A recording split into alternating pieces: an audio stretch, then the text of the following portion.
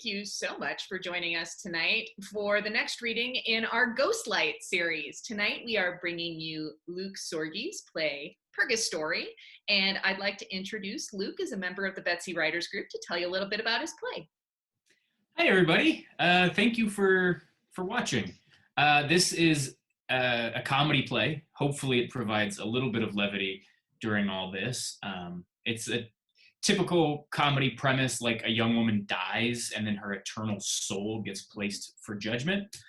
Yeah, I've got a wonderful cast here to read this play. It's sort of the first play I ever wrote. I wrote it back in college, which was a very long time ago, and I've just been changing it and revising it ever since. There's even my wife, Adrian, who is reading stage directions tonight. She and I have considered making it a fully immersive piece as well. But I think the play stands on its own, and I hope you enjoy. And if the cast would please introduce themselves and who they will be reading. Hi, I'm Erika Mori, and I'll be reading Marianna. Hi, I am Lindsey Pierce, and I am reading Peter. Karen. And I'm Adrian Egolf, and I'm going to be reading stage directions.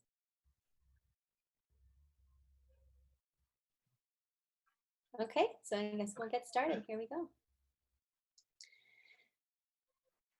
Let's see.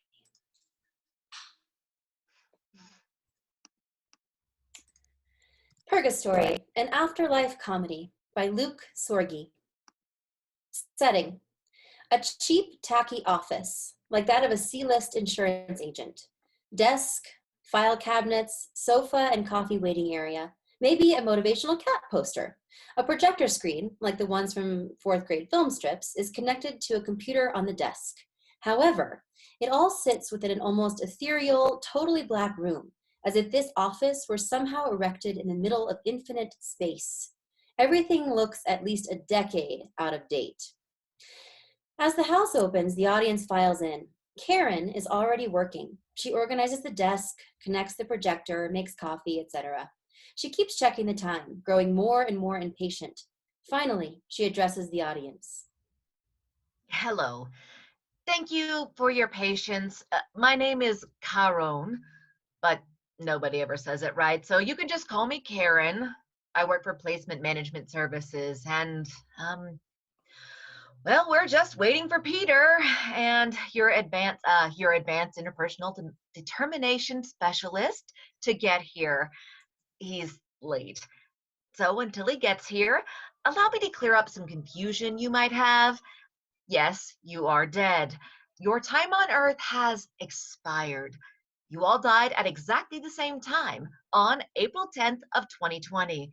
Oh, and speaking of, your cell phones don't know that you're dead, so go ahead and take a moment to make sure those are turned off or on silent, out of respect for everyone here. Even if you did get a call or a text right now, you wouldn't be able to respond. You're dead. What else? Oh, yeah, you will soon face judgment to determine your soul's eternal placement, but due to budget cuts, we are forced to execute. Sorry, that's a poor choice of words. We are forced to proceed with each session in a much larger group than we normally would, and without the benefit of privacy, meaning that all of you will have to watch the sessions with the aides before your own. Our apologies, but please know that we are doing all we can to make this process as efficient as possible. We will have your soul on its way to its eternal resting place in no time. We thank you for your patience. Oh, and this is important. No matter what you do, don't... Sorry. Wait. Here, don't worry. Wait, this is what you're going to look like? This is what DTF sent me. I swear, the design and type firm just gets worse and worse. I think the shirt is pretty cool. Have you seen the face? Let's all just get started, shall we? We're running behind. Sorry about that, folks. We'll be right with you. You can't keep showing up late and unshowered. You have to start taking this seriously. You can't afford another bad evaluation, boss. Come on, Angel Face. I take it seriously. Do you? I thought I told you not to call me boss. It's not funny. And I told you not to call me Angel Face. You know what they say. If the shoe fits, share it. And what do they say about workplace harassment? Sorry, Karen. You're running out of leeway here. Do you even know what you scored on the determination official's assessment? Nobody cares about the DOA. No, actually, your DOA is pretty much the only thing that matters.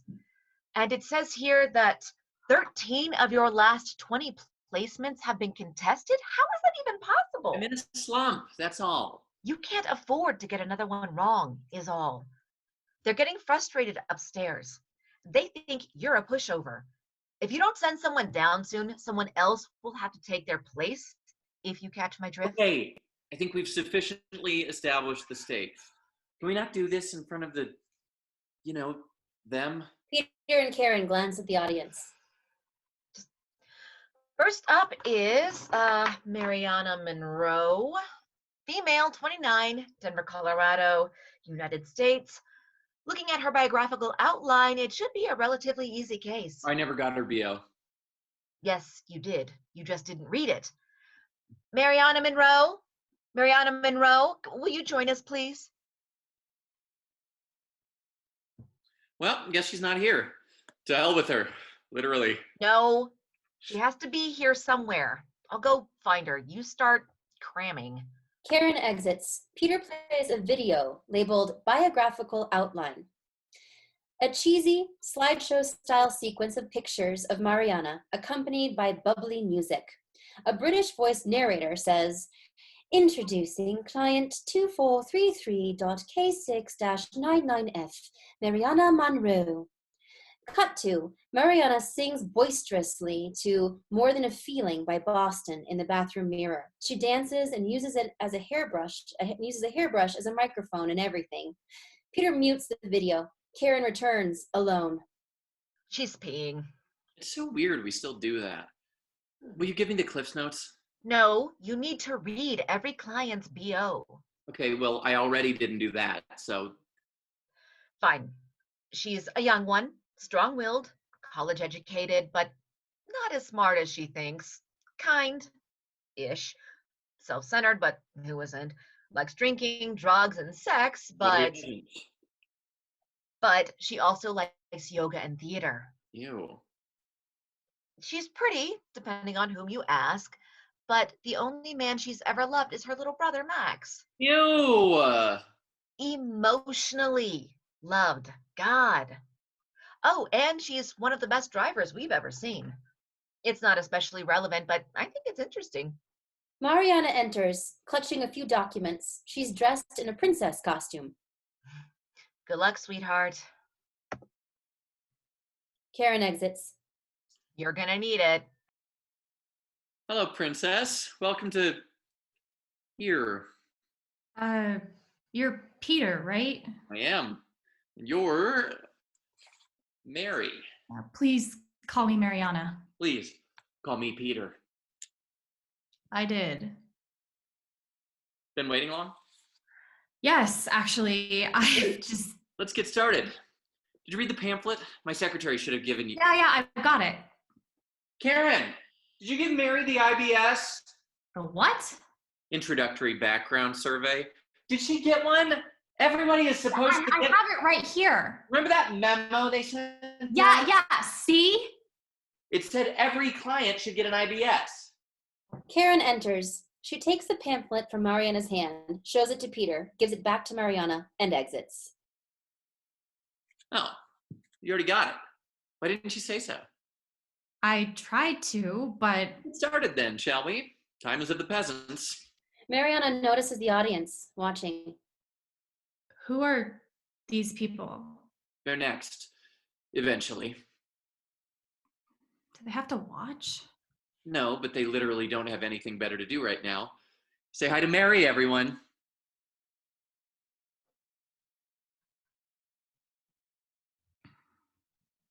Now just sit tight, folks. We'll be done in 2 shakes of a bland snail.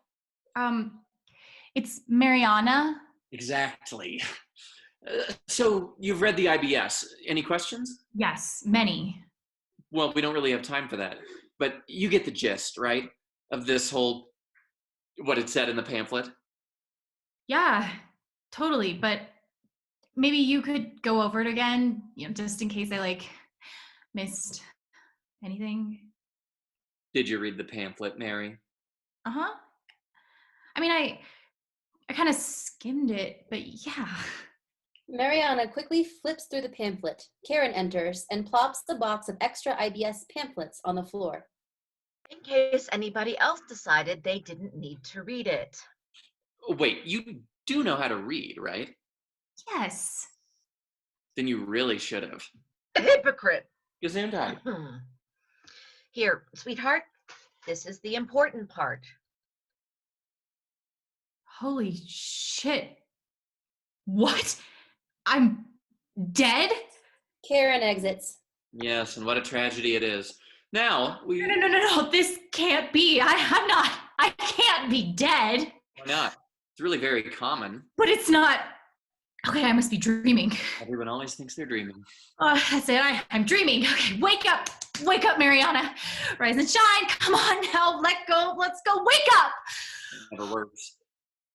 Must be some mistake. I'm too young to die. That's what everyone says. But you're dead as a doorknob. See, this is why we hand out the pamphlets, so I don't have to do damage control with each new client. I can't be dead. Well, do you remember how it happened? Obviously not. Do you want to see it? My death? Yes. No. No? Yes. Yes, you do want to see it? No. You don't want to see it? Yes. Wait, but you just... No, I don't want to see how I died, please. We have to. It's protocol. Peter plays a video. Marianna bursts through the front door, dressed in her princess outfit. She rushes down the stairs. An Us Weekly magazine lies on one of the steps. Marianna slips on it, is sent flying. Just as she's about to free fall down the remaining steps, freeze frame. That's how. Hey, why are you laughing? You think it's funny that I died? Not that you died, but how you died, yeah. I mean, you slept on an Us Weekly. Only thing funnier would be a banana peel. You got some good air, too. Watch. The video of her falling plays forward, then in reverse, over and over. Karen, come look at this. Please don't. Karen enters. Check out Mary's curtain call. Karen and Peter watch the video. Marianna begins crying. Peter stops the video.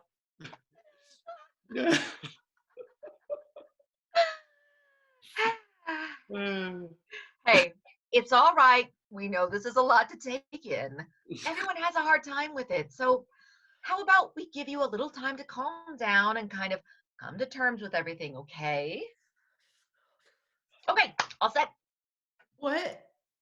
Have you come to terms yet?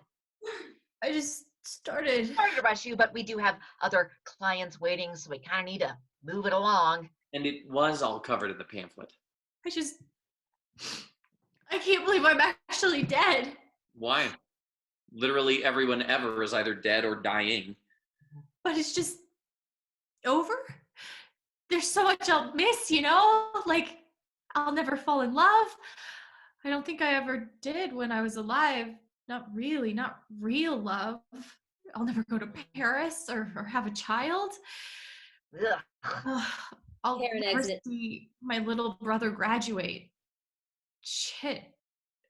I'll never see him do anything else. I'll never read the corrections or eat a grapple or see the day when Sean Hannity dies or start meditating or get divorced or do that thing where you talk really fast on the phone and go like, I don't need your excuses, Tony. Just make it happen. And then you hang up without ever saying goodbye. Yeah, I love that. God, there's still so much I wanted to do. Well, hey, think about all the stuff you never have to do again. Like be stuck in traffic. Or laundry. You'll never have to do laundry ever again. That's pretty cool. You'll never have to take out the trash again or buy groceries or talk to strangers about the weather or go to the gynecologist or the gynecologist. The gynecologist. Is that how it's pronounced? You thought it was gynecologist? Well, yeah, they take care of your vagina. Oh my God. The death dance video plays again. This time there's jaunty music accompanying the video. Stop that. I just love it so much. Okay, where were we? Exactly. Where are we? Like, what is this place? Oh, well, this is, just think of it as like a cosmic way station en route to the afterlife. Except this is technically the afterlife, but not like the final afterlife, you know? There's still heaven or hell, but this is still afterlife, so yeah. Oh, that clears it right up. Wait, you said heaven and hell. So they do exist? Like, for real, for real. Sort of. It's complicated, but yes, there is an eternal afterlife, which must be spent in one of two places. It's more efficient for us to call them heaven and hell, rather than try and explain all the nuance and whatnot to you newly dead. For people like from Judeo-Christian cultures, we use Judeo-Christian nomenclature. It's explained differently to folks from India or Japan or North Dakota or whatever, but it's all pretty much the same idea. Seems like the good place and the bad place would suffice. Okay, you know what? I am so sick of hearing about the good place, okay? We actually had the idea first, and ours is a totally different... No, never mind. Sorry. It's fine. Where do I come in? Well, first up is your FBI final barometer interview. Interview? Like a job interview? Sure, whatever floats your goat. I work for an organization called PMS, and PMS, Placement Management Services. And we... And what? You want me to work for you? Sell miracle supplements or overpriced vacuum cleaners or something? What? No, we don't just hire people. You're dead. We've established that. But your soul lives on. My soul. Your essence, consciousness, that little light behind your eyes that animates the meat and makes you a complete human being. Soul is just the catch-all term for the eternal energy that exists in all humans. Let's not get hung up on the big concepts. We'll be here all night. That goes for everyone, actually. There's a certain, how should I say it? A suspension of disbelief you have to be willing to grant here, or else it just doesn't work. Okay? Tell you what, let's just jump right into it. You'll catch on as we go. First, tell me a little bit about yourself. We're supposed to get to know the clients personally before getting into the butts and bolts of everything. It helps us relate. Okay. My name is Marianna Monroe. I have brown hair and brown eyes. I'm wearing a gray Betsy sweatshirt, and apparently I'm a fucking ghost. Feel like you know me now? Where are you from? Denver. But you were born in Florida? Yeah. Yeah. How'd you know that? I've been to Florida. No, I mean, how do you know I was born there? It says so right here in your file. Then why ask? Let's get you talking, break the ice. We just watched me die. I think it's broken. What do you do for work? Barista. Fancy term for coffee jockey. If you want to be a dick about it. Married? Boyfriend? Why? Curious. I'm starting to get kind of a Harvey Weinstein vibe. These are the standard opening questions. I'm not permitted to make a determination until we've completed the NRA in full. What does that mean? New resident application. It's fairly extensive and we have to get through all of it, so you can't stop every 6 seconds to ask for clarification, okay? Well, we've got eternity, right? Yeah, but these poor souls have to sit through this, so... It just feels like a bad first date. What's your sign? What's your favorite color? Green. No, purple! No, actually, green. I wasn't actually asking. Coffee. Is coffee a color? No, I mean, Peter pushes his coffee cup toward Marianna. I'm not a quote unquote coffee jockey anymore. Get your own. fine. Karen! Coffee! Oh, hey, you know what I just realized? I'm Peter. You're Mary. All we need now is Paul, and we'd really have a party. Well, actually, my name isn't Mary. I'm leaving on a jet plane. Don't know when I'll be back again. What? Puff the magic dragon lives by the sea and frolics in the autumn mists in a land called Honolulu. Karen enters, goes to refill Peter's coffee. If I had a hammer, I'd hammer in the morning, I'd hammer in the evening. How's it All going in here, boss? Making progress? Indeed. We were just about to watch the HIV, in fact. Were you? Weren't we? Were we? We were. Great. I'll kindly remind you that we have an entire audience and a room full of people to get through, so maybe not with the singing. Karen clumps Peter's coffee down in front of him, exits. The HIV? Yeah, historical introductory video.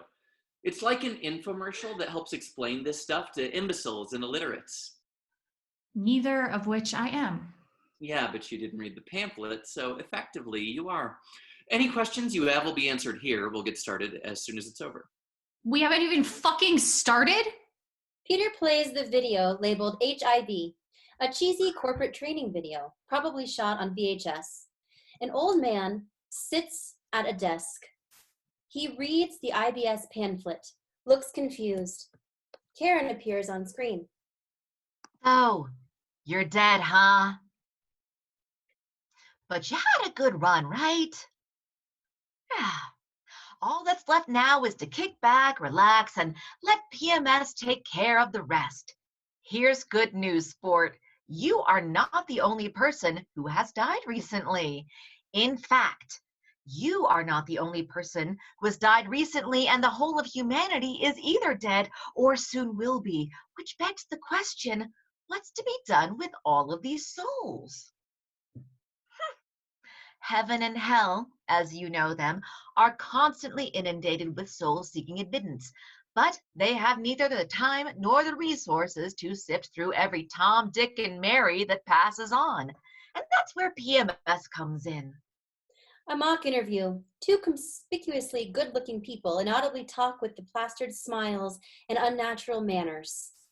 We here at Placement Management Services work closely with Heaven and Hell to establish rigorous placement criteria. Every soul is guaranteed a one-on-one session with one of our aides. Subtitle, Advanced Interpersonal Determination Specialist. To thoroughly review your life and determine which afterlife option is best for you. We offer a personal, professional placement process unparalleled in the afterlife industry. Back to the old man who finally speaks. That's why the name, right? Placement Management Services. Bingo, sport. Say, you're smart. That will be taken into account in our assessment. Do you have any questions? Just one. When can we start? The video ends. Any questions? So you're like a private contractor working for Heaven. And hell. Don't forget hell. Everyone thinks they'll just take anyone, but no. They constantly remind us, hell is more than heaven's sloppy seconds. And you decide which one I go to. I do. You. The one and only. So you're going to be like judging me, like based on my life? That's pretty much the big and tall of it, yeah. Fuck. What's that? Sorry, I probably shouldn't swear, but just, I don't like being judged. This might not go well for me. Why not? I'm not sure my life will hold up to being scrutinized. Oh, come on. What kind of attitude is that? Where's your confidence? Where's your self-respect? Are those going to be on the test? Are you sure you want to tell me all this? After all, I'm ultimately the one who will decide if your life holds up to being scrutinized. Scrutinized. Yeah, that too. May I ask, what qualifies you to do this? I don't understand the question. Do I recognize you from stained glass windows or something? I mean, you look familiar. Oh, I can take any form. This is just what our design and type firm sent for me to look like. Based on their observations, DTF determined that you would be most comfortable talking to someone who looks and sounds like this. How'd they figure that? Peter plays a video. Marianna is working as a waitress. She brings food to a guy who looks exactly like Peter, sitting alone. Oh, yeah, I thought I recognized you from when I worked at the falafel hovel. You came in. He did, not me. Right. Well, once a week, he'd like come in all alone. We started calling him the Wednesday weirdo. He'd order the same thing and just kind of sit there staring off, no book or phone or anything. He'd just sit there. But why look like him? If you could look like anybody, why him? Not anybody. Only people who've died. Oh no, he died? Hence this monstrosity. How? It's against regulations to tell you, but I can say that it led to new regulations in hemorrhoidal medicine. Oh. But what matters is, of all the people who've died, you were the most comfortable, most yourself, when talking to this guy. Josiah was his name. The Wednesday weirdo. No, in that case, you should look like my grandma. We find it's too jarring for clients to see family again in the flesh. Besides, would you want to examine your life, warts and all, with your grandmother? Good point. Still, I barely knew him. What about my friend Judy's sister, Jess? She's dead. We were close. It says here that she hated you. Yeah, she was a bitch. What about my basketball coach, Miss Berninger? She's not dead. Yes, huh? She drowned in a hot tub 3 weeks after graduation. I went to her funeral. Open or closed casket. Weird. What else does it say in my file? Everything. So you've read everything there is to know about me? Yes. Liar. So really, you don't need me for any of this if it's all right there. Well, you can learn a lot about a person by what they think is the truth. Okay, pregunta el primera. Were you religious? Past tense? A lot can change in the time between dying and sitting here talking to me. I mean, I guess I was more spiritual than religious. What does that mean? You believed in ghosts but not God? How often did you go to church?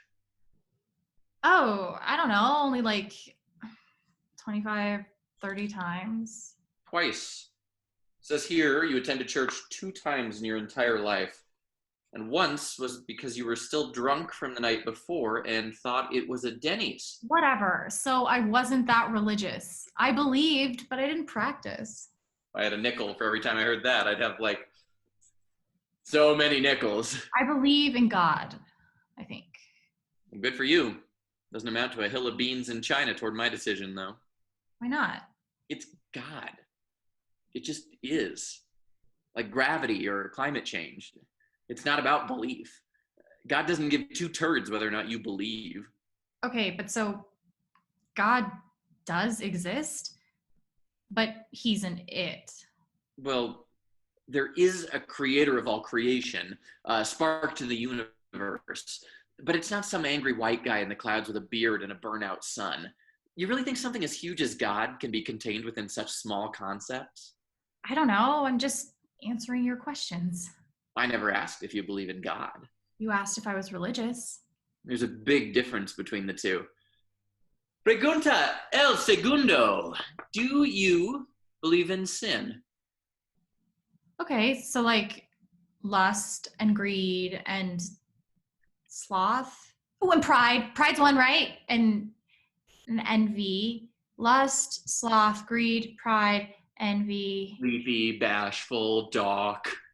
Oh, and the one about being fat, not sloth, but like like eating too much or whatever. Gluttony. Gluttony. Yeah, I love gluttony. So we've got gluttony, bad manners, pride, and envy. I didn't ask you to recite the 7 Christian deadlies from memory. You asked if I believe in sin. And then you listed a handful of arbitrary character traits. Those are what the Bible says are sins. So you plagiarized the Bible? You can't plagiarize the Bible. Because it's a sin. Because it's public domain, common knowledge shit. It's not like it's plagiarizing Charles Darwin to say that evolution exists. Right, because it doesn't. Wait, what? I'm confused, Mary. One minute you claim you're not religious, the next minute you're quoting the Bible. Well, I mean, whatever. It's a good place to start. So you agree that those are sins? Sure. Except maybe sloth. Sloth seems okay. And people who commit those sins are sinners.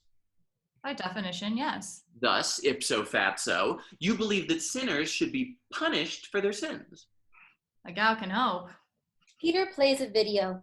Marianna looks at a text message from Alan. It reads, "I love you too. I miss you already. Sweet dreams." She puts the phone down and gets into bed with a girl named Amber. They begin kissing. Amber takes off her shirt. Sex is imminent. Just right there, we have lust, adultery, and premarital homosexual sex, all of which your Bible is not very fond. My Bible? You and Alan had recently had a big fight because he kissed his ex-girlfriend, right? That is his ex-girlfriend. So you were getting even with him too, aka wrath. No, Amber and I really liked each other. I just happened to have a boyfriend at the time. Oh, you had enough, but you wanted more. So it also qualifies as greed then, and some gluttony thrown in there too. Peter unpauses the video. Marianna grabs a can of whipped cream, sprays it on Amber's chest. She then gets up and turns on a video camera that is pointed at them. And finally, a little pride for good measure. Termination. We here at PMS wish you a very nice eternity in hell. What? It was easier than I thought. Hey, Karen, will you come in here? Wait, hold on. Don't send me to hell. Well, according to you, the Bible is right about sins. People who commit them are sinners, and sinners should be punished, so... Karen enters.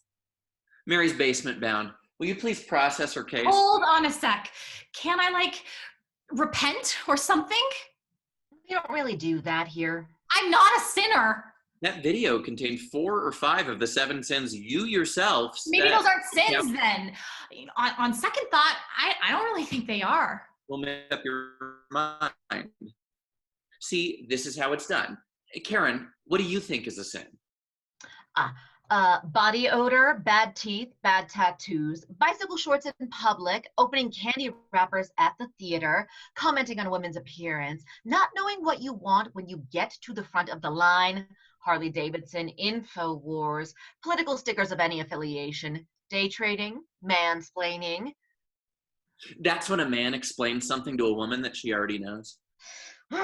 Excessive use of the phrase, "here's the thing." See? According to Karen, these are sins. Be decisive, Mary.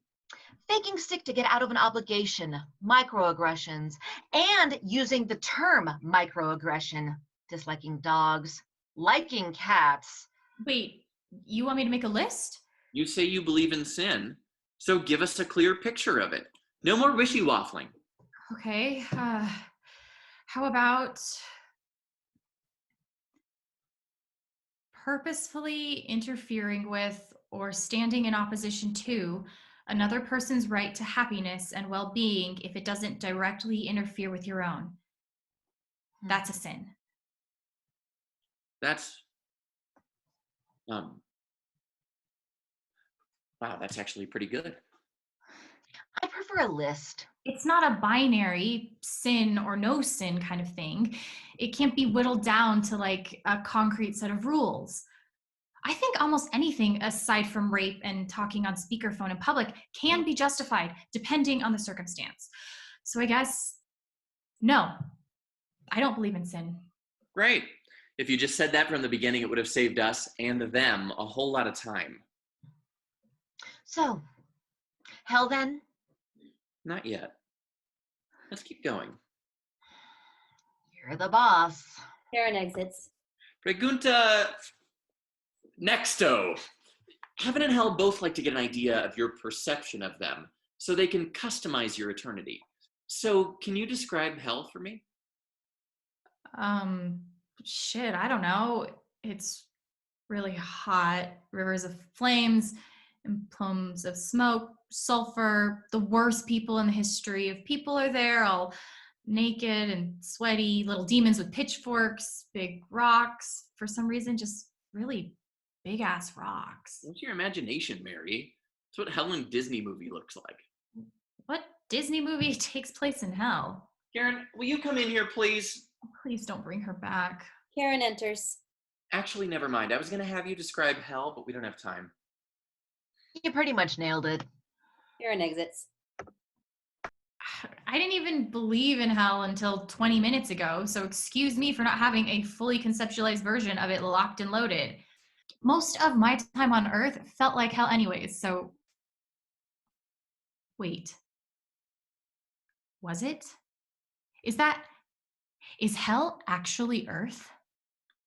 And I'm here to determine whether or not you should be sent back to try to transcend the terrible tragedy of living, or if you are fit to finally be granted admittance to the glorious kingdom of heaven based on the goodness of your soul and the karma you've collected during your time on Earth, aka hell. Oh my God, that actually makes so much sense. Nope, not true. Hell is much worse than Earth, except sometimes the two converge. An Aerosmith music video plays. I kind of like Aerosmith. Peter makes a note in her file. What was that? Nothing, just not great. I assume that means you didn't believe in heaven either? Strangely, I did. Sort of a flask half full outlook, no? An optimism that's dwindling by the minute. Can you describe it? Well, to me, it's more a mindset. Like, heaven is here. It's a place inside us. How crappy do you think heaven is? I don't know anything about heaven. You know you want to go there. But I mean, 5 minutes ago, I didn't even know I died. Now I'm fighting for my eternal life. Just like that. I'm like faced with this trial or whatever. And yes, I want to go to heaven. I'd much rather my fate be paradise instead of damnation. Obvi. Again, Peter makes a note in her file. Look, of course I want my soul to go to heaven. Of course I do. I mean, I feel like I do whatever it takes to go to heaven. Whatever it takes? Well, yeah, now that I know it definitely exists, I will. Marianna gives Peter the sexy eyes. She's bad at it. What are you doing? Whatever it takes. Marianna climbs on the desk, crawls seductively toward Peter. Whoa, no, that's not... Come on, Petey. I give you a little heaven. You give me a little heaven. You're not very good at this. Which just goes to show how badly I want it. I'm horny for heaven. She gets to the edge of the desk, slips, and falls on the floor, from the floor. Please send me to heaven. Pretty please. You aren't doing yourself any favors. Sorry, but I'm just so... Eternity is such a long time, and this shit is like... I'm just nervous. No, fuck that. I'm fucking scared. Fucking terrified of going to hell. You swear a lot when you're scared. Like if I say I like Aerosmith or whatever, all of a sudden I'm damned to hell forever? What if I answer a question wrong or do the wrong thing? And Trying to seduce me was definitely the wrong thing. I know, I just want to blow it. Kind of seems like you did want to blow it. Gross. No, I'm sorry, okay? I'm not myself right now. Let's just pretend that never happened. Got that, folks? It never happened. I'm not prepared for this, for any of this. Nobody is. Including you. Please don't send me to hell. I want to go to heaven. Please don't send me to hell, okay? Please. Moving on. I can't. We only have 74 more No, questions. no, I to go. can't answer any more questions. Why not? It's too much pressure. Gotcha. You just answered a question. But seriously, there's nothing to be afraid of, Mary. What about ending up in hell? Well, yeah, that. Remember when I said there are no wrong answers? This is only a small part of the evaluation. We have video of literally everything you ever did, so this is kind of secondary to the body of evidence. You have video of everything? We already watched a couple of them. What did you think those were? I don't know. CGI? I didn't think you had like every single moment. Well, we don't save the stuff we don't need. Like, we don't want you pee, for instance, unless it's somehow applicable. Here, watch. Peter plays a video labeled Junk Pile. Marianna is driving, stuck in traffic. She picks her nose, really digging in there. People's videos are about 99% stuff like this. We don't keep most of it. Marianna is watering her plants outside. She tries to walk inside, but smashes into the sliding glass door. Still, every funny, sad, disgusting, triumphant, mundane thing you've ever done, we've seen it, we've logged it, we can access it in an instant. Marianna is watching TV. She gets a call from Mom. She presses ignore on the phone. We've seen you when you're sleeping. We know when you get baked.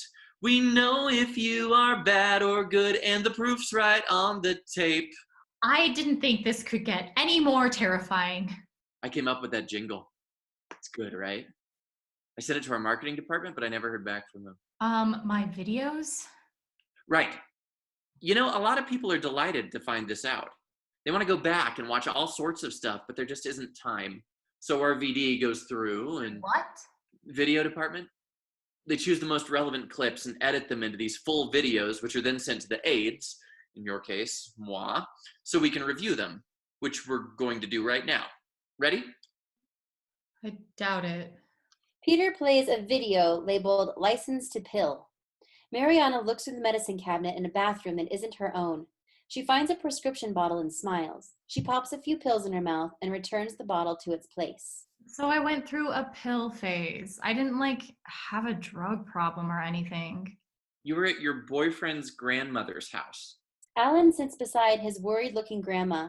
Marianna is giggling on the floor in front of them, petting the shag carpet like it's a dog. Looks like we've got a few under the influence clips in here. Peter plays a video labeled iPodka. Marianna is passed out on a sofa, clutching an empty bottle of vodka. She suddenly wakes up, lifts the couch cushion, and vomits underneath it. She puts the cushion back. It was college? Okay, who didn't do that in college? On her way out, Marianna spots an iPod on a table nearby. She looks around, quickly pockets it, and leaves. Not everyone did that in college. Elsewhere, later, Marianna gives a wrapped happy birthday gift to her little brother, Max. He tears it open. It's the iPod. Fuck it. It made my brother happy. Probably should have taken those 2 Live Crew songs off it, but whatever. Still, you can agree that stealing is sinful, right? Fine. One time.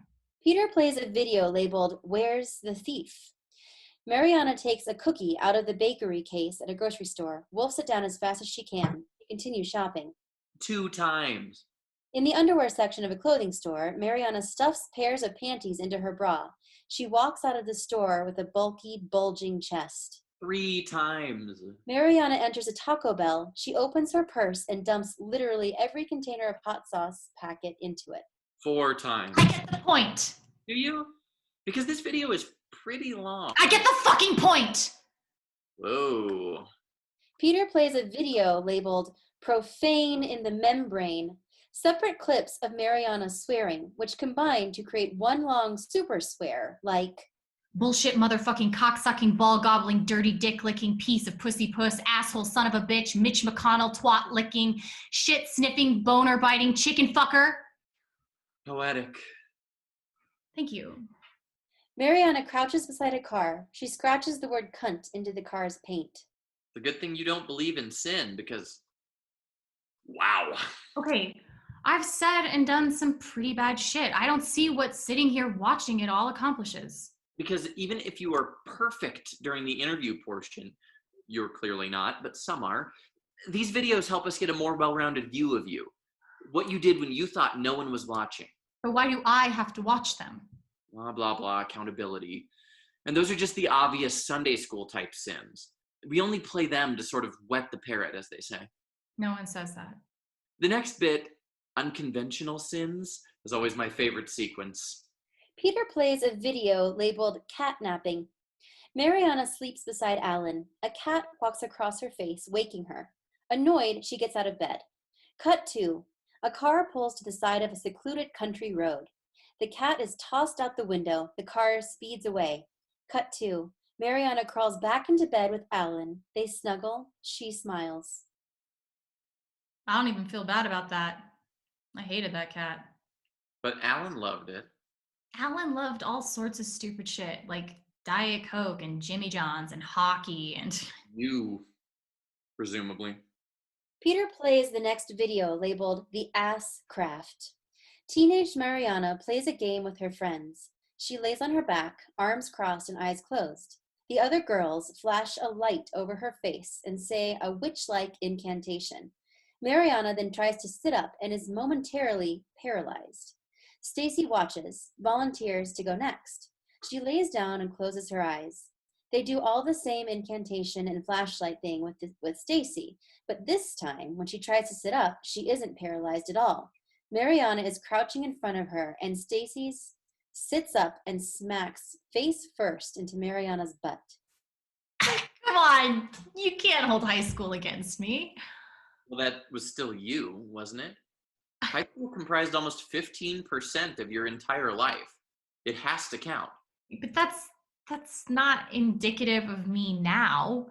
I used to shit my pants when I was a baby. You gonna hold that against me too? Peter plays a video labeled Adulting. Marianna watches porn, eats Taco Bell, drinks a beer, and smokes a cigarette all at the same time. She sprays whipped cream on her burrito, takes a bite. Looks like you really pulled it together in your later years. Marianna shifts uncomfortably in her seat. There's a farting sound. Her face drops. She carefully stands and shuffles down the hall. What was that about when you were a baby? Can we stop? This is embarrassing. Peter plays a video labeled Sex Box.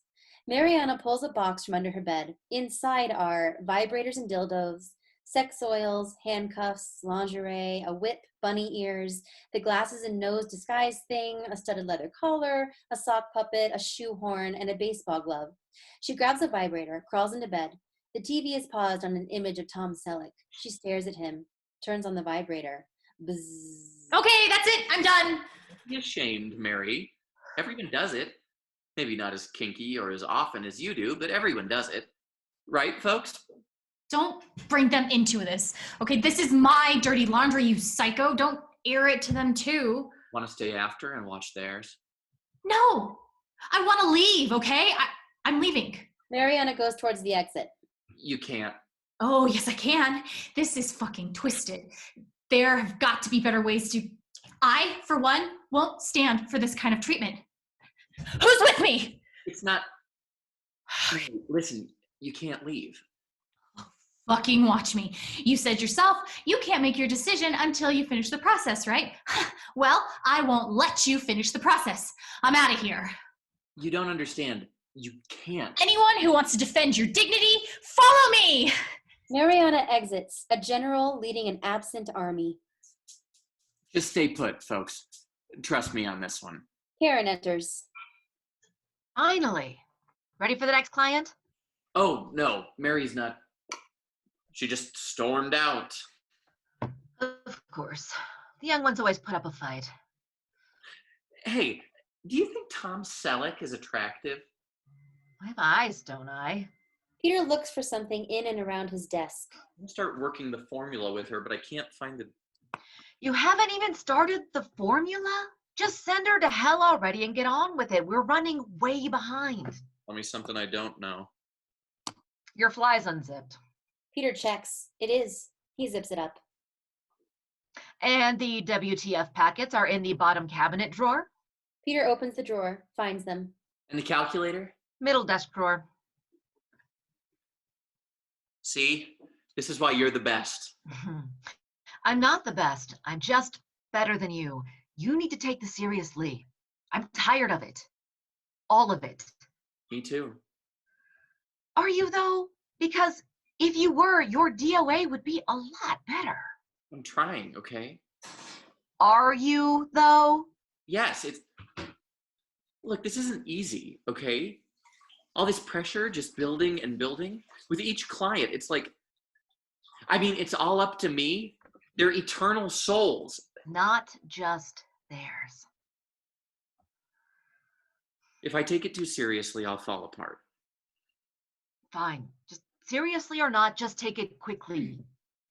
They are getting impatient. Thanks for waiting, folks. We'll get to you all real soon. Now, here we go in 5, 4, 3, 2, 1.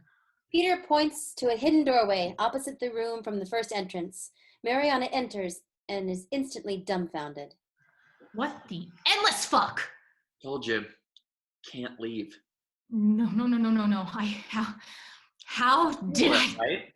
It's like Pac-Man. Oh, no. Oh, Jesus, shitty Christ. This place is really starting to scare me. Just now. I was out. I'm trapped here. Yeah, preaching to the choir, sweetheart. Karen exits. There's no way out. There's no way out. There is one way out. Only one. Calm down, cooperate, and you'll be on your way. On my way to hell? At this rate, yes. We'll figure that out soon enough, okay? For now, though, we're just two people talking. Just having a nice little chat, okay? Can we do that? Okay. But just no more videos. Please. Not many more videos. Now, please take a seat. Well, don't literally take it. We've seen your proclivity for theft. No more jokes either. Come on, Mary. Would you tell Mozart no piano? And for the last time, could you please not call me Mary? So no Mary jokes then? Like, hey, where's your little lamb? That's not funny. Or if you married Orville Redenbacher, would you be Mary Poppins? That doesn't make any sense. What would you be if you ruled over Bayo, Bacula, and Disick?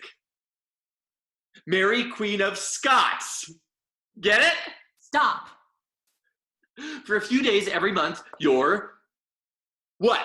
Don't do it. Bloody Mary. You're disgusting. Karen, can we get some celery in here? Do you like Worcestershire sauce, Mary? Personally, I love it. That's not my fucking name! Marianna throws the WTF packet across the room. No Worcestershire sauce, then? No more Mary. No more jokes. Got it? But everybody loves puns. Literally, the opposite is true. I'm not amused. They're damn sure not amused. And you need to cut the crap right fucking now, since you're the one deciding whether I go to heaven or hell. Right, so do you think it's wise to antagonize me? I'm the one who makes the demands around here, not you. The last thing I need is some punk dead kid telling me how to do my job. You have no idea what I've been through, what I've seen. If I want to joke, I'll joke. And if I say that everybody loves puns, then everybody loves puns. And whatever name I call you, that's your name. If you don't want to go to hell, don't give me any more reason to send you there. Marianna picks up the WTF packet and sets it gently on Peter's desk. Oh my. I'm just kidding. I see your face. You were all. Oh, that is too funny. I was just kidding. So you're not going to stop. I'll stop whenever I feel like stopping. I just like to keep things loose. We want you to be comfortable, Mary. Okay, well, look. Can you just please not marry Okay. Karen enters with a platter of celery. If you have to shorten Marianna, call me Anna or Maria or Marty or Mare or Mar or M. Rizzle or Mama Nana or whatever. People really call you those? Just anything but Mary. I can't stand that name. Her name was Mary. It's like Voldemort to my brother and me. Whose name was Mary? Mary McMillan, the wicked bitch in the vest. Backstory alert. Karen exits. When I was 13, my dad cheated on my mom with his hairstylist, Mary McMillan. I don't know why I even needed hairstylist in the first place, but whatever. They had an affair for like 2 years. My mom had no idea until Mary got pregnant. Oh, scandalous. Who was the father? My dad? So my mom divorced him, and like not even 6 months later, he married Mary. It's crazy how fast it all happened. How our family just shattered. My mom became depressed, and my little brother, he was, so yeah, I pretty much hate the name Mary. Doesn't your father bear some responsibility as well? Never said he doesn't, but he's my dad, you know? It's harder to hold a grudge against family. Most people who sit across from me feel the exact opposite. He was never like a bad guy. Kind of a putz, yeah, never really mean. But once he and Mary got together, he became an asshole. Like he was bitten by an asshole vampire or something. He basically disowned his family at her behest. At her best? Behest. Behest. Is that like a Jewish holiday or something? She hated us. Me and my brother. She was always telling me what an ingrate I was, that I was this huge burden on my dad and that he resented me and shit. Which was probably true, but that makes it even worse that she'd say it. God, and she had this dollhouse, this fucking dollhouse. It was like an antique or something, and she never let anyone near it. And then one day she found Max playing with it and seriously lost her shit. She started slapping him and berating him and calling him stupid just for wanting to play with some toys. I mean, he was a kid. He didn't know. And to call him stupid, like, she was the worst. If you had to describe her in one word. Peter plays a video, a repeat from earlier. Marianna crouches beside a card. She scratches the word cunt into the car's paint. That's her car, in fact. Nice. We didn't even see my dad on Christmas. As if we never existed. Like Mary and Ethel were the only family he ever had. Ethel? Their daughter. Honestly, who names a child Ethel? The kind of person who keeps a dollhouse. Hey, there's a whole Mary McMillan file in the videos here. Peter plays a video labeled Mary McVillain. Mary, wearing a vest, sits on a sofa with her hair in a ponytail dangling behind it. Marianna sneaks up with a pair of scissors. In one quick snap, she cuts off Mary's ponytail and runs. Cut to Marianna and Max run down the block, laughing. She holds the ponytail triumphantly aloft. Vengeance for being mean to my brother. Mandrake? Max. He didn't like Mary either. We all hated Mary miserably. Me, Max, and my mom. I didn't mean for that to be so alliterative. But the ponytail thing wasn't enough vengeance for him, was it? Peter plays a video labeled Sick Burn. A house on fire, flames, smoke, the whole bit. Oh shit, don't show this. A pullout reveals it to be a dollhouse burning in a yard. Max stands nearby, holding lighter fluid and matches. Marianna rushes over with a fire extinguisher, puts out the fire. She's shocked. They both hide as Mary discovers the burnt-down dollhouse. She kneels before what's left of it, sobbing uncontrollably, shouting to the heavens, clutching the ashes to her bosom. She filed a restraining order against me after that. A restraining order against a kid for burning down a dollhouse. But you didn't do it. I said I did. Apparently that dollhouse was like really valuable. Max was too young to really even understand what he did, so You covered for him. Peter makes a note in her file. things were never really the same after that. Got really real, legal and shit. And my relationship with my dad was officially dead. You never told anyone it was Mandrake? Max. No. Not even my mom. I mean, I always thought that she like subconsciously or whatever knew, but maybe she didn't want to know she knew, you know? No. I wonder if he'll ever tell her the truth now that I'm... Oh my God. I'm dead. Oh shit. I'm gonna miss them both so much. So fucking much. I hope they know how much I love them. I mean, why didn't I just tell them? Now I'll never see them again, and I hope they're happy. Well, not like right now. I hope they're grieving my death right now, but later in their lives. And I hope I was a good daughter. A good big sister. Not for Nutmeg, but I think what you did for him, aiding and abetting his doll arson. What does abetting mean, anyways? Not now. Anyway, I think that makes you an excellent big sister. It might technically qualify as a sin, but you kind of saved him.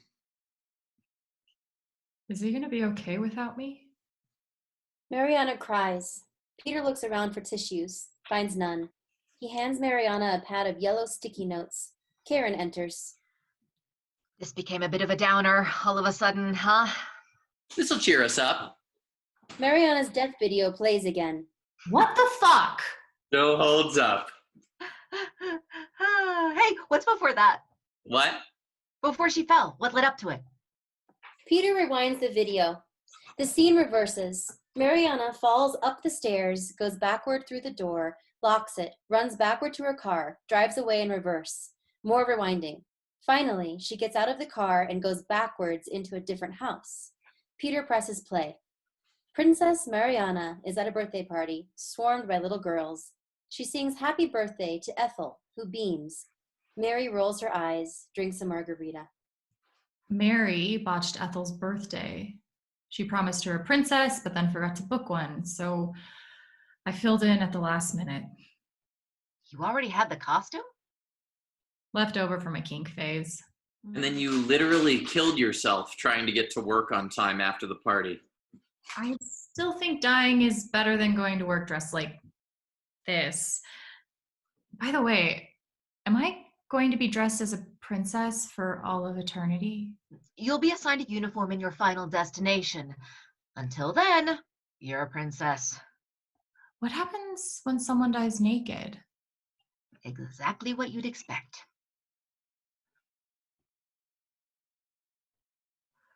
So despite the restraining order, and despite the fact that her existence is pretty much the reason your family fell apart, when Ethel needed you, you were there for her. Just like you were always there for Max. Again, excellent big sister. Peter plays a video. From earlier, Marianna singing More Than a Feeling in the mirror. This time, we see that Max and Ethel are watching. They laugh and cheer as Marianna gives them a silly show. Great. Send me to heaven. Karen rewinds the birthday video even further. Marianna, dressed as the princess, goes through Mary's medicine cabinet, pockets some pills. Still got a long way to go, I'm afraid. Karen exits. Shall we proceed? I could actually use a break from talking about me. Let's talk about you. Comes between T and V in the alphabet. Shaped like a cup. Sounds like ooh, but somehow isn't in the word shoe. Are you trying to be unfunny? I'm trying to do my job. How does one come to have this job? Is there some kind of afterlife temp agency or something? Let's just call it dumb luck. It's dumb something. Zing! But like, what are you? Like, are you a ghost or an angel? Or, okay, you're definitely not an angel, but are you dead too? When did you first get here? Ooh, what did you look like when you don't look like someone else? Did you live on Earth before? Or are you like a supernatural being or whatever? Have you always had this crappy job? Oh, do you have parents? Do you eat food? What do you do when you're not here? Where are you when you're not here? This is me very obviously not answering your questions. Come on, I'm curious. Why? I don't know. Why do people strain to look at traffic accidents? Schadenfreude. You don't like talking about yourself. I don't have to. Powerful distinction. I answered your questions. Please see previous response. What's good for the goose is good for the gander. You should have to get if you're going to give. We're talking about eternal soul placement, not a 69. Gross. This goose is under no obligation to squawk, or honk, or whatever sound they make. What if the gander decides to do the same? What if I just go all silent treatment? At this point, that would be fine. We're on to the formula now. Peter punches numbers into the calculator, jobs the results into the WTF packet. What's that? Calculator. No, what's it for? Do you really not know what a calculator? So why are you using it? Math is hard. Why are you doing math? I thought your job was to assign me a destination, not to balance a checkbook. Who still balances a checkbook? What are you doing? The WTF packet. Exactly. What? What the fuck are It you? stands for Winslow trigonometric formula. A formula? A trigonometric formula. See, Wendy Winslow is a legend. She developed the WTF as a way to finalize the placement decision in a standardized, efficient way. Totally revolutionized the industry. A fucking formula? This is my life? Your death, actually. You can't just put my life into an algorithm or whatever and call it a day. Not only can I, but I have to. Here, I'll show you. This is a training video they make all the new aides watch. It explains the WTF in a nutshell. Peter plays a video, another cheesy training video. Karen lectures the camera with charts and graphs behind her. The Winslow trigonometric formula, or WTF, assigns a numerical value, 1 through 100, to the client's deeds. These figures are multiplied based on specific circumstantial enhancements, which can be found on the TGIF, transitional graph of integrated figures, included in your packet. The resultant figures are then plugged into an algorithm that generates approximated karma, using 47 as the standard deviation.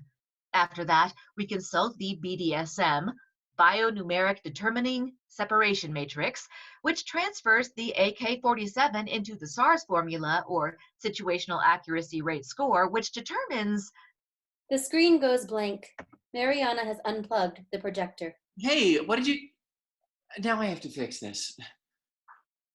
Karen, will you come fix the projector? Stop feeding me all this mathy mumbo jumbo and actually talk to me. This is standard operating procedure. Fuck standard operating procedure.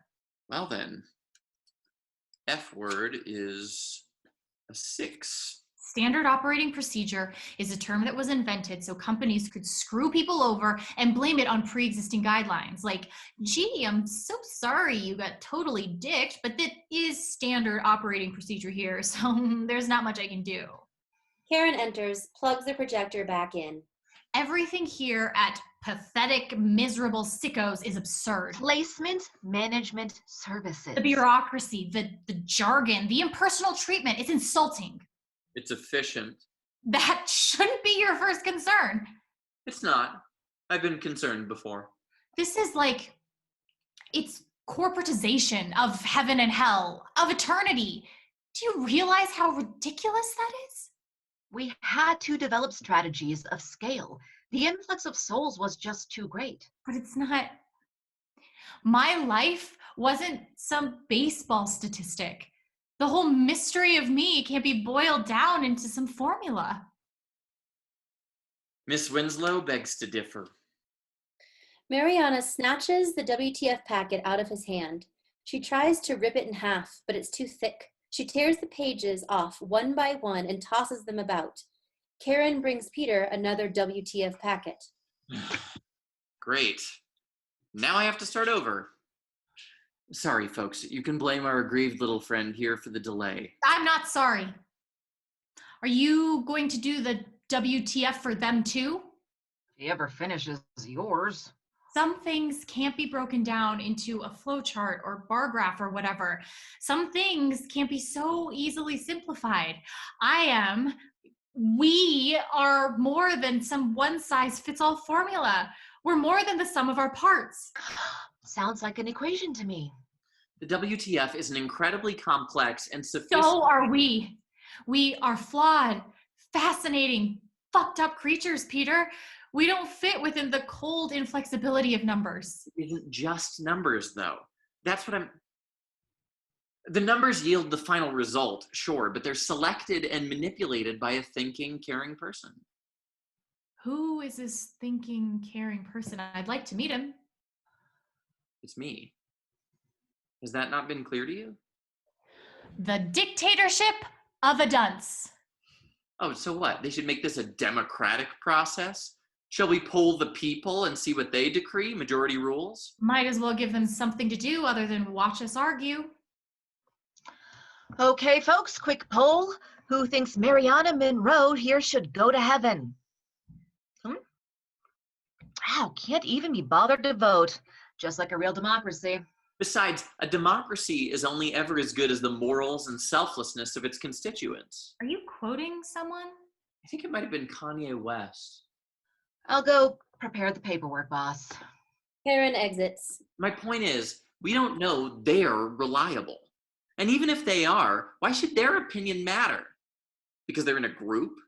Should they hold sway simply by virtue of being greater than one? I'd rather the opinion of the many more than the opinion of the few, if they're misinformed either way. A jury of crooks would never convict a thief. Better a jury of crooks than an incompetent judge. The sun never sets if you chase it around the world. The two most prevalent things in the universe are hydrogen and ignorance. There are no atheists dancing the foxtrot. Stupid is as stupid does. How many licks does it take to burn your tongue? What does that mean? It means democracy is out. And anyways, I don't know you. I have to make my decision based solely on this process right here. And the WTF is part of that process. So what's your decision then, Mr. Almighty? What doth thou sayest shall be my fate. I'm not Mr. Almighty. I'm just an objective executive doing the best that I... Hey, that's a tongue twister. Say it 5 times fast. Objective executive, objective executive, objective executive. That is exactly my point. Why should you hold such power over my fate? Is there something special about you in particular? Well, I can do this. It's like I'm stuck in some absurdist wet dream here. Like the formula is too impersonal, but the person is too aloof and idiotic. The Snatch 22. I guess our souls are just fucked either way. God, it's not fair. Life's not fair. So death should be. So cute when you argue divine patience. Don't think of it as me doing the judgment. I'm just a cog in the big heaven-hell machine. So who needs you? They should like set up some automated system like, to answer yes, press 1. To answer no, press 2. Please refer to the video screen for humiliating scenes from your life. They're actually working on the prototype.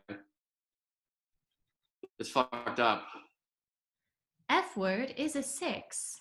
But for the time being, it is sort of up to me, like it or not. So Not. Definitely do not like it. I don't like it either. Okay?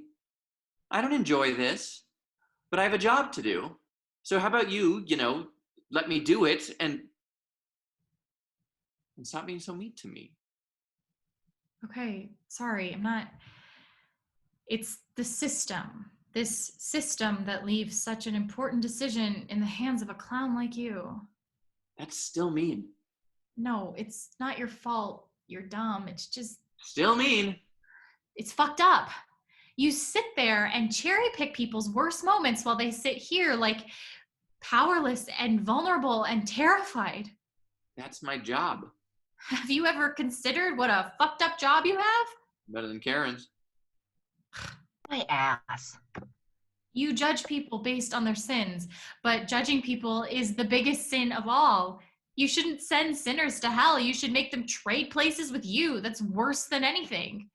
Worse than Aerosmith. Much worse. That's the meanest thing you've said yet. Words hurt, you know. You live in one hell of a glass house, Petey boy. Where do you get off throwing all these stones? Starts with a J, ends with an ob. What a great excuse. You get to dismiss all culpability with just doing my job.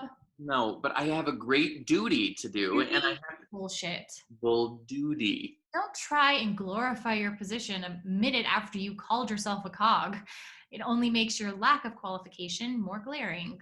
Like, your closet better be pretty fucking free of skeletons before you come sifting through mine. What kind of sicko keeps bones in their closet? It's an expression.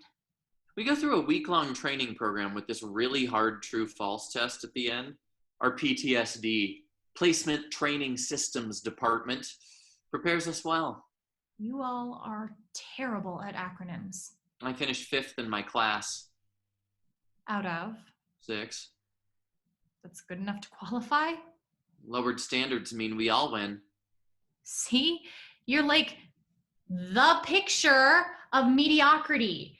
Yet somehow you feel entitled to this elevated perch from which your whims will ripple through eternity. Wow.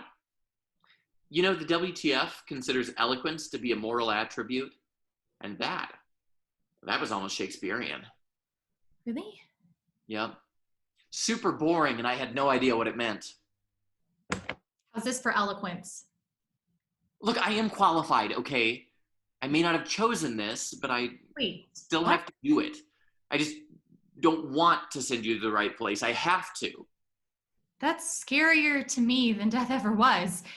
Heaven or hell, and I have no say in the matter. But you do have some say. That's why we're doing all this. But I think the worst part is that, like, it's all the same.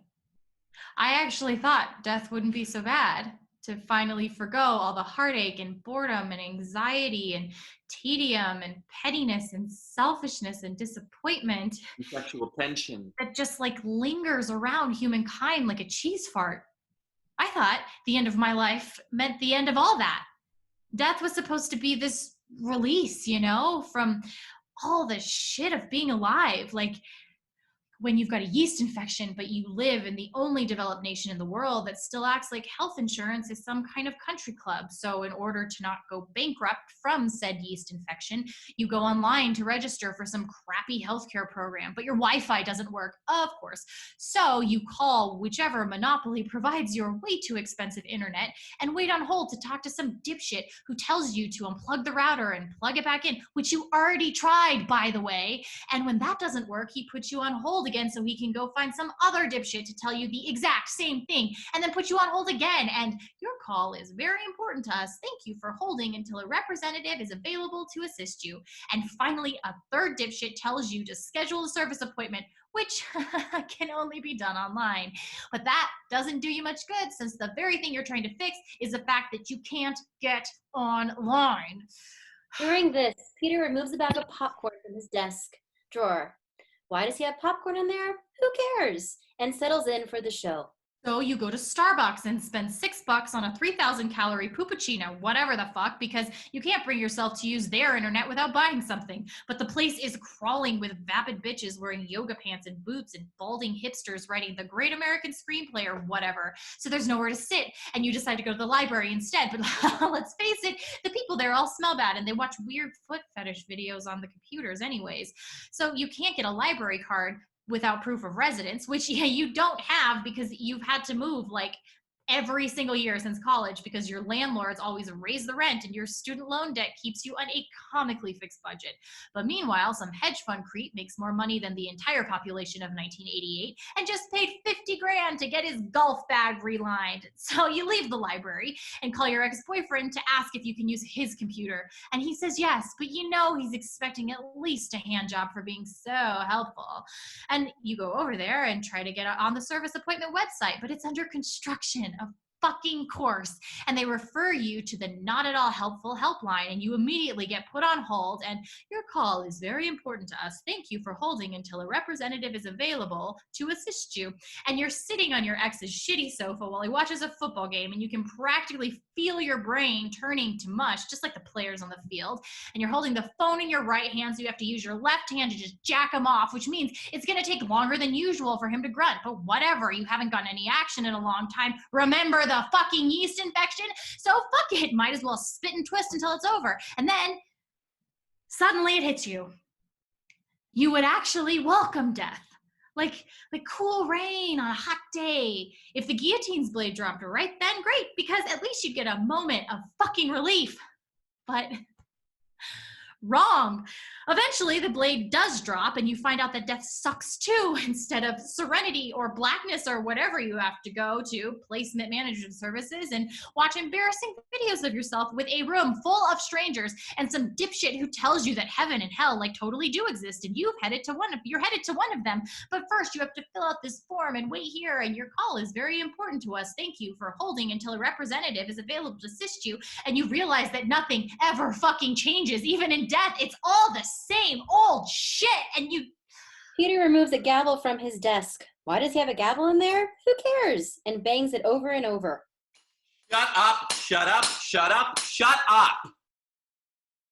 That's nothing. People are starving to death every single day and being murdered for who they pray to or have sex with or both. Babies are born with fatal diseases. People live in Nebraska. Your life was a goddamn dream relative to the majority of people who ever existed. So please, just for one moment, shut up. Karen enters. It's okay. We're good. Right? We're good. Is that a gavel? It's funny. I keep this in my desk as a joke. Never thought I'd actually use it. That was incredibly inappropriate. We are strongly discouraged from yelling at the clients. My bad. If you wish, I can refer you to our CBD, complaint and blame dispatch. Your feedback is very important to us. Please wait while a representative is available until... Suit yourself, princess. I guess that's the point, though, huh? To make us as miserable as possible while we... Wait. Holy shit, that's it, isn't it? That's it. That's exactly the point. That's why you're incompetent. That's why you're cold and unlikable. That's why you're all here watching this shit. This is hell. I'm already here. I've been sent to hell, where I'm doomed to have this same argument over and over and spend eternity going around in circles. 9 circles. Beat you to it, Peter. See? What the fuck is happening to me? That's it, isn't it? The bureaucratic nightmare isn't deciding to send me to hell. It is hell. Hell is PMS.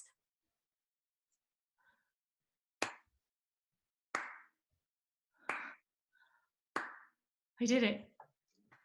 I figured it out.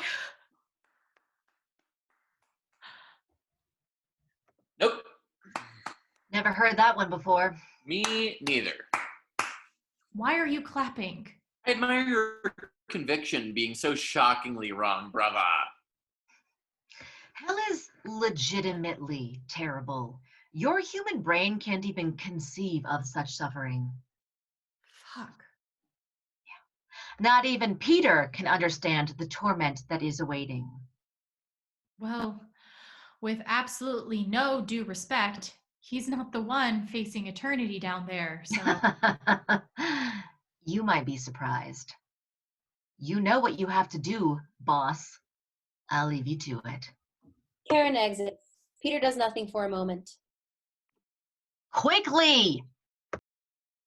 so I'm going to hell, aren't I? I don't know. Yet, truly. We're not finished. I am. Look, if it was up to me, everyone would go to heaven. But I know, it's your job. Your hands are tied. No. What? The corporate overlords have given their directive to which you must adhere blindly. Because there's a method, damn it, a formula. The primary objective is efficiency, because the dead keep coming, boy, and they gotta go somewhere. So do your job, Petey. Doesn't matter if you do it well, just do it quickly. ABC, always be criticizing. Don't concern yourself with who she is as a person or the way she was able to laugh and love and the way she was able to appreciate the ripples in the water even as the rain came crashing down, because there's not a number for that. She's a commodity to be sorted, not a person to be empathized with. We don't have time for that shit. Her humanity is inconsequential. Just treat them all like fleshy sacks of bad deeds and move on. And good deeds. Look, we still got a whole... Peter plays a video labeled Morality. Marianna is working as a barista. A homeless woman wants to use the restroom. The manager points to a sign that reads, "Restroom for paying customers only." So Marianna pours a cup of tea, pays for it herself, and gives it to the homeless woman. Peter plays a video labeled "The Mailman Giveth." Marianna writes, "You are beautiful" on a card, slides it into an envelope. She finds a random address from the phone book, writes it on the envelope, adds a stamp. She places the letter in a stack of many others. And according to your file, you were a tremendous tipper. My life shouldn't be boiled down to like cliche Hallmark card kindness any more than it should my sins. But life is cliche. It's literally been done to death. That might be the most human thing I can think of. The delusion of originality. To believe that you're somehow unique from the rest of humanity. But it's all the same story told ad infinitum. I've seen this play 1,000 times before. But that doesn't mean you've seen the same play 1,000 times. It means you've seen 1,000 different plays. And this one is mine. I am unique. And so is she, and she, and so are they. I mean, look at that guy. He's super unique. And so is Alan. And so is fucking Mary and Ethel and Max and even the Wednesday weirdo, whatever his name was. Josiah. Especially him. Fucking unique. Peter plays a video. Josiah, the guy who looks just like Peter, sits alone at the restaurant, wearing an air cast on his foot. Marianna brings his food to the table. She smiles at him. He smiles back. It says in your file that Josiah wasn't a very happy guy. Life didn't exactly go his way. His dad left when he was 3, and his mom died when he was 17. An overactive saliva gland made conversation and other things difficult for him. He spent 2 years in jail for armed robbery, knocked over a liquor store with a lawn dart. His first wife miscarried, which led to the downfall of their marriage. His second wife cheated on him. He was an alcoholic with chronic gout and problems with premature ejaculation that he never conquered. Gross. Why would... He worked for 6 years as a nautical librarian, which is apparently a real thing, but was laid off. Yikes. On his 32nd birthday. He lost his benefits and had to sell his 1-bedroom condo. The reason he came into the restaurant every Wednesday was because of... All you can eat Wednesdays. It was his only meal of the day. And your brief conversation and his only social contact. A couple days before this video, he tried to kill himself, but the condo was only 2 stories high, so all he did was break his ankle. Holy shit. You didn't know any of that. His unique story. But you were still nice to him. As nice to him as anyone ever was, just by talking to him, despite his saliva. By giving him a free Coke every now and then. I mean, Wednesday Weirdo wasn't a great nickname, but still. For what? Because I was kind of nice to him, I deserve to go to heaven? You might be surprised how high simple kindness scores on the BDSM, which we still have to finish, by the way. No, I told you I'm done. I can't do this anymore. Just make your decision. I'd love to. But you keep complaining about our system and belittling our administrator. I guess you'll just have to think for yourself.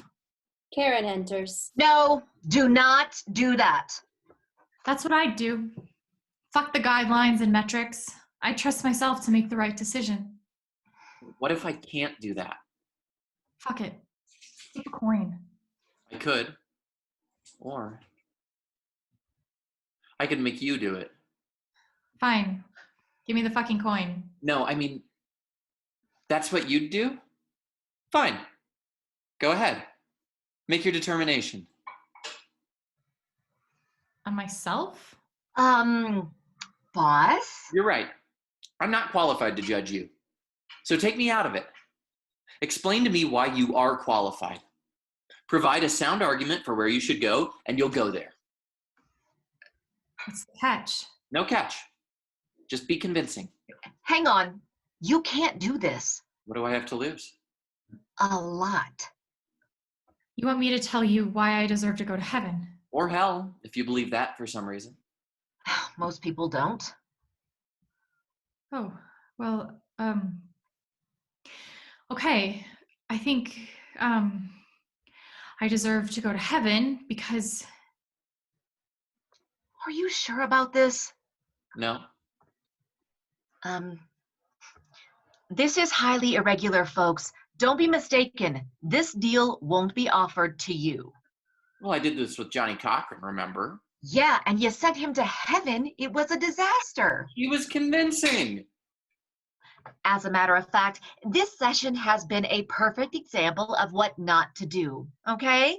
We assure you, your session will not go like this one. It got away from him. Karen exits. What'll it be? Heaven or hell? Paradise or damnation? Paul Simon or Paul Ryan? Peter removes the gavel from his desk and offers it to her. I give you the gavel. You asked for it. The power of judgment is in your hands.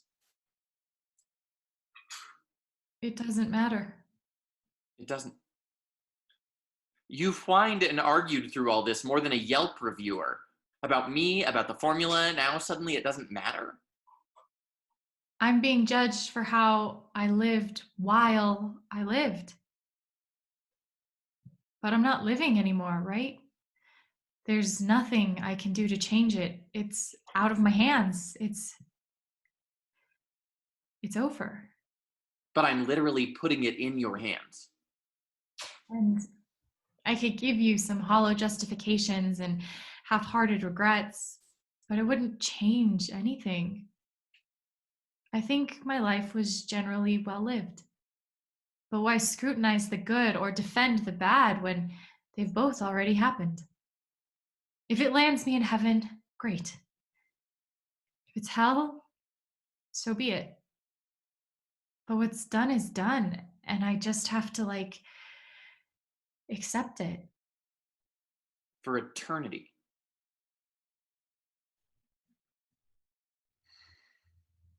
You asked me earlier to describe my heaven. Yeah, you were terrible at it.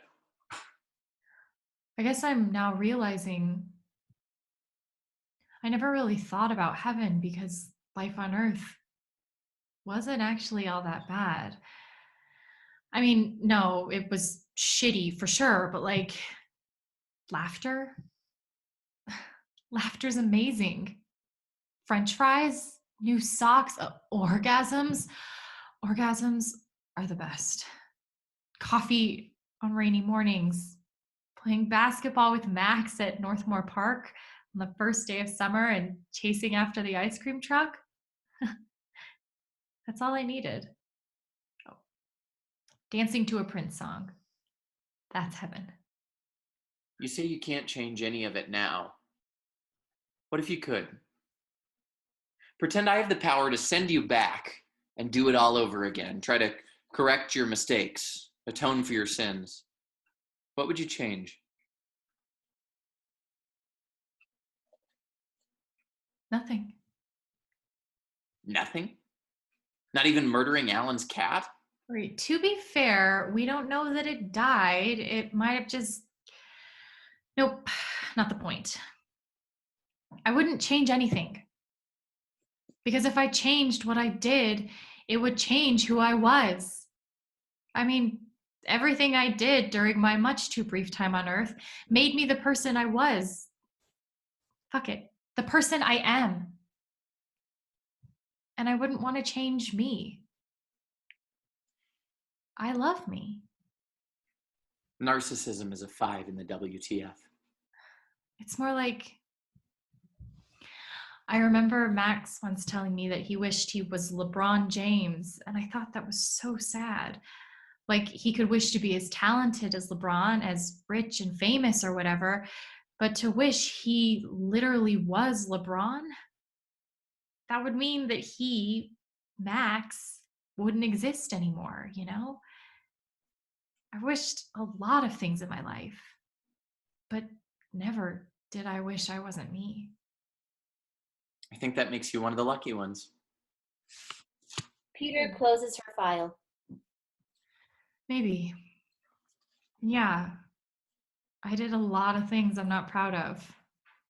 But even they had value. My regrets are part of me too.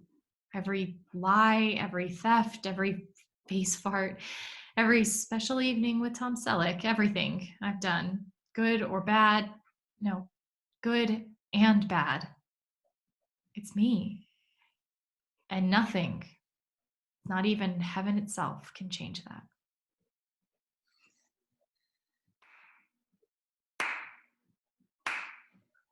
You're clapping again.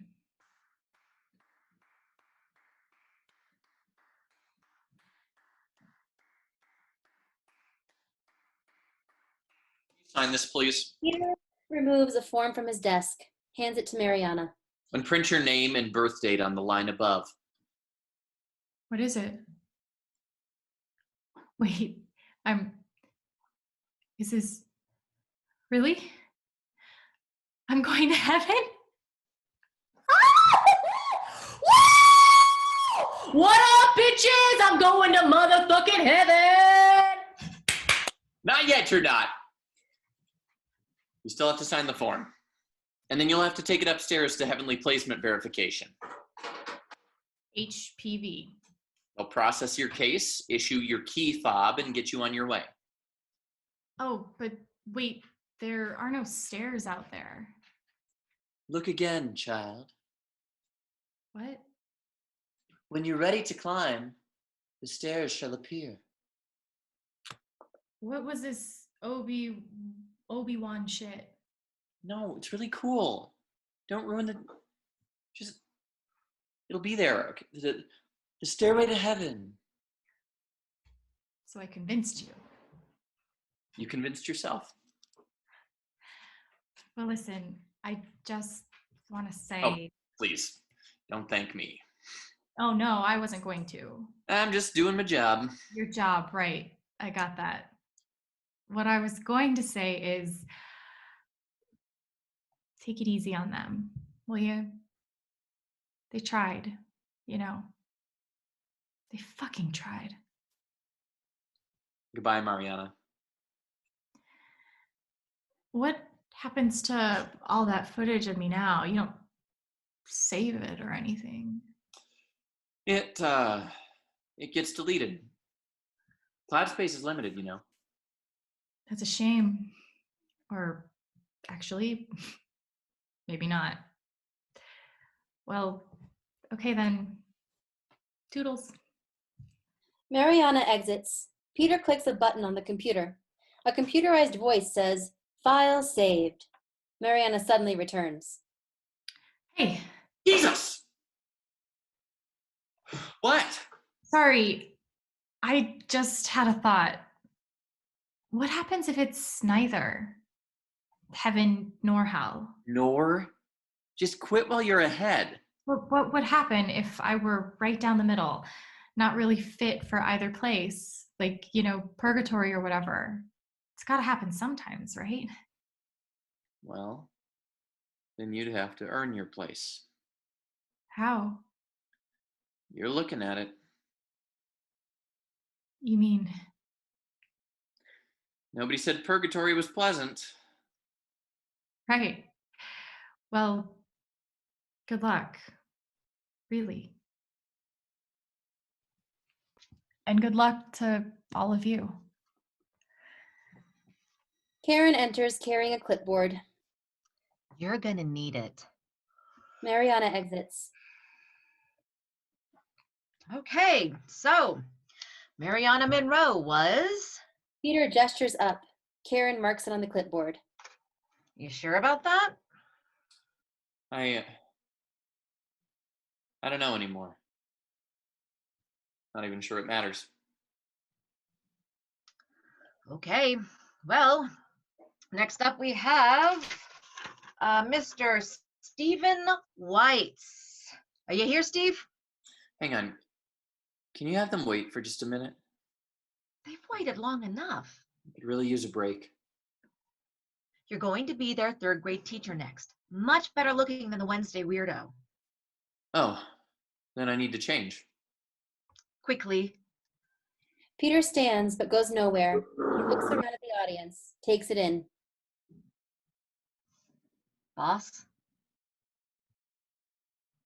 You okay? You tried.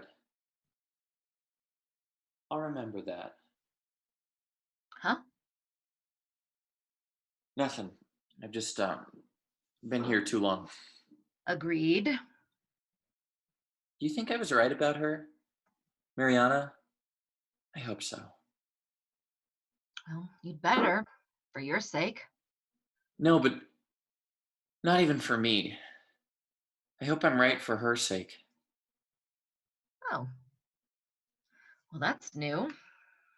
Karen makes a note on her clipboard. Hey, you know what? Why don't you go ahead and take a quick break? You've earned it. Really? Yeah, you're trying your best. But what do I know, right, boss? After all, I'm just the secretary. Thank you. Oh, but what about... He gestures to the audience. Don't worry about them. They're not going anywhere. Karen clicks a button on Peter's computer. Let's Go Crazy by Prince plays. Peter uses a celery stalk as a microphone and lip syncs along. He nods at Karen, she nods back. Peter exits. End of play.